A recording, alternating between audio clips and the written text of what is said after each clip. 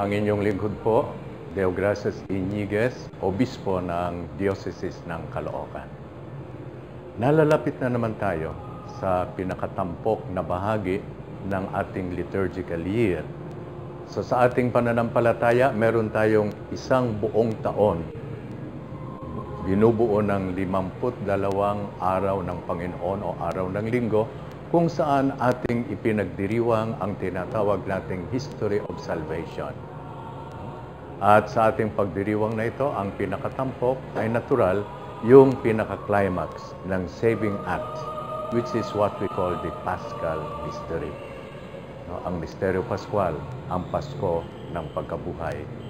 Kaya sa ating liturgical celebrations, ito ang masasabi nating pinakatampok na bahagi. At kagaya ng Pasko ng pagsilang, ito ay merong tatlong bahagi. Yung paghahanda, the preparatory stage, yung mismong pagdiriwang na natin noong Pasko, at yung period after the celebration of the Paschal event. At ang simula nga nito ay ang preparatory period, which for the Easter season is Ash Wednesday. 40 days ang ating preparation.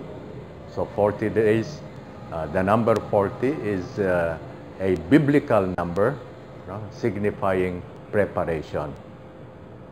Kaya 40 days ang ating preparation, and 40 days before the celebration of the Paschal Mystery is actually Ash Wednesday.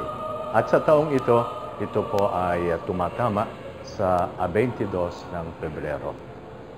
At isang seremonyas sa Ash Wednesday na ating ginaganap ay ang pagbibindisyon at ang tinatawag na pagbubudbod ng abo na ating ginagawa ngayon sa pamamagitan na lamang ng pagtatanda ng krus sa noo ng mga lumalapit. Ang abo ay ang sagisag ng pagsisisi.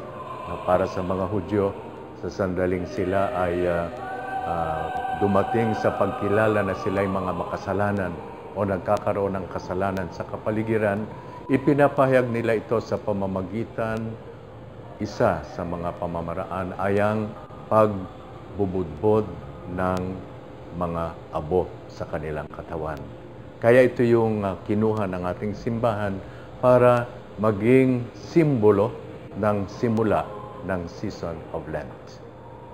So, the Season of Lent as a preparation for the celebration of the Paschal Mystery is a call for us to conversion, to repentance. Makilala natin na tayong mga makasalanan nangangailangan ng pagliligtas ng ating Panginoon. Kaya sa Miyerkules na simula ng Season of Lent, nagbibindisyon at nagpapahid ng abo. Kaya ang Miyerkules na ito ay tinatawag ding Miyerkules de Ceniza, Miyerkules ng abo, Ash Wednesday. Kaya ihanda natin ang ating mga sarili para sa pagdating nitong pinakatampok na bahagi ng ating pagdiriwang ng ating pananampalataya. At dito sa atin, sa Pilipinas, ang bahagi ng ating paghahanda ay itong tinatawag na alay kapwa. Kaya sa Miyerkules ng Abo, magsisimula rin ang pagbibigay pansin natin sa alay kapwa.